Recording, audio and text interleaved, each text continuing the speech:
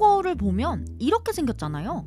근데 아무리 봐도 저희가 쓰는 거울이랑은 거리가 먼 것 같은데 대체 이걸로 어떻게 얼굴을 봤다는 걸까? 소탐해봤습니다. 거울의 뒷면이라서 그런 걸까? 혹시 앞면은 거울처럼 반짝반짝 빛나고 있을까? 저희는 청동거울의 앞면을 볼 수 있다는 국립중앙박물관에 가서 앞면을 살펴보았는데요. 그런데 이렇게 앞면도 뒷면과 비슷하게 불투명하더라고요. 대체 옛날 사람들은 어떻게 이걸로 거울을 봤다는 건지 저희는 사학과 교수님을 만나 여쭤봤습니다. 네. 거울이라는 표현을 썼을까? 지금 우리가 보는 것은요, 그때부터 몇천 년 지난 거예요. 우리 한번 이렇게 생각해봐요. 내가 아무리 유럽의 가장 최고급 명품을 갖고 있다고 해도 그것을 땅속에 묻어놓고 한 1년 있다 다시 파봐요. 그 색깔이 나오겠습니까? 전혀 안 나오죠. 하물며 몇천 년 전께 지금 본다고 해서 거칠어 보이는데 뭘 비춰. 이거는 그 당시의 유물을 우리가 못 봐서 그런 거예요. 우리가 지금은 청동이라고 이야기해요. 펄은 녹이 슬어서 청동이지 과거엔 그것이요 황금 빛깔이었습니다. 그리고 그때는 매일같이 우리 마연을 하지 않습니까? 계속 비춰가면서 이 미세한 부분들을 조정했겠죠. 그러니까 지금 남아있는 것과는 상상할 수 없을 정도로 높은 해상도였을 거라고는 짐작할 수 있어요.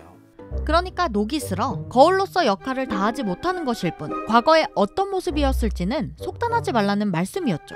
그렇다면 청동거울을 연마하면 얼마나 잘 보일까? 궁금해진 저희는 직접 연마해봐야겠다는 생각에 골동품 장터에서 청동거울을 구입, 어느 정도 해상도까지 가능한지 실험해보기로 했습니다. 드디어 청동거울이 도착했고 실물로 마주한 청동거울은 박물관에서 봤던 것과 마찬가지로 매우 불투명했습니다.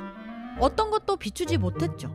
저희는 우선 녹부터 제거하기로 했는데요. 녹 제거제에 청동거울을 담갔고 5분 정도를 지켜본 뒤 꺼냈습니다. 이렇게 때가 많이 나오더라고요. 칫솔로 박박 때를 벗겼습니다. 그랬더니 청동의 모습은 사라지고 누런 황동의 모습이 되더라고요. 하지만 녹을 벗긴 뒤에도 청동거울은 얼굴을 비추지 못했습니다. 연마가 필요해 보이는 상황. 저희는 거친 사포부터 부드러운 사포까지 단위를 높이며 연마를 진행했는데요. 처음에는 40방의 사포로 긁고 또 긁고 그 다음은 200방으로 단위를 높여 긁고 또 긁었죠. 인형을 비춰보았는데요. 뭔가 살짝 비치는 듯 하지만 아직 거울이라고 보기엔 힘들었습니다. 320방으로 단위를 높였습니다. 좌로 우로 위아래로 골고루 긁은 뒤 광택제를 발라 가루를 닦아냈죠. 그랬더니 이렇게 호랑이 얼굴이 좀 보이더라고요. 하지만 아직 부족했습니다. 600으로 올려서 닦았지만 잘 보이지 않았습니다. 800으로 올렸는데도 아직 불투명하더라고요.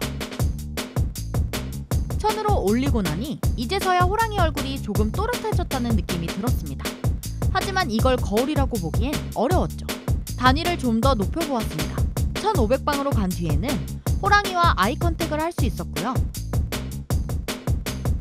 3000방으로 연마하니 호랑이의 털까지 비치더라고요. 4000방으로 갈고 나니 이렇게 멀리서도 호랑이를 볼 수 있었습니다.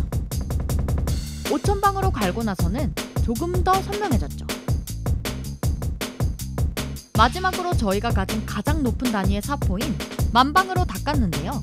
그 결과 이렇게 호랑이 인형을 아주 또렷하게 비춰볼 수 있었습니다. 거울의 역할을 하기에 손색이 없었죠. 이렇게 얼굴도 잘 보이더라고요.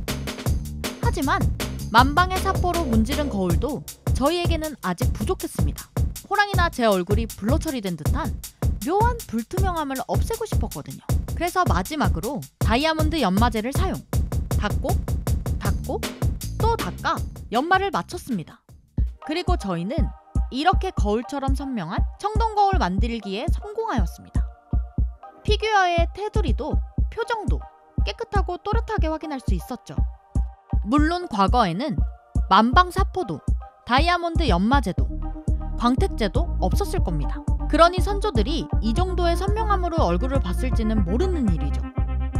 하지만 당시 기술력으로도 충분히 이 정도의, 아니 이보다 더 선명한 거울을 보며 살지 않았을까. 즐거운 상상을 해보면서 앞으로도 저희는 거울 대신 저희만의 청동거울을 쭉 애용해볼까 합니다. 작은 탐사, 큰 결실, 소탐대실.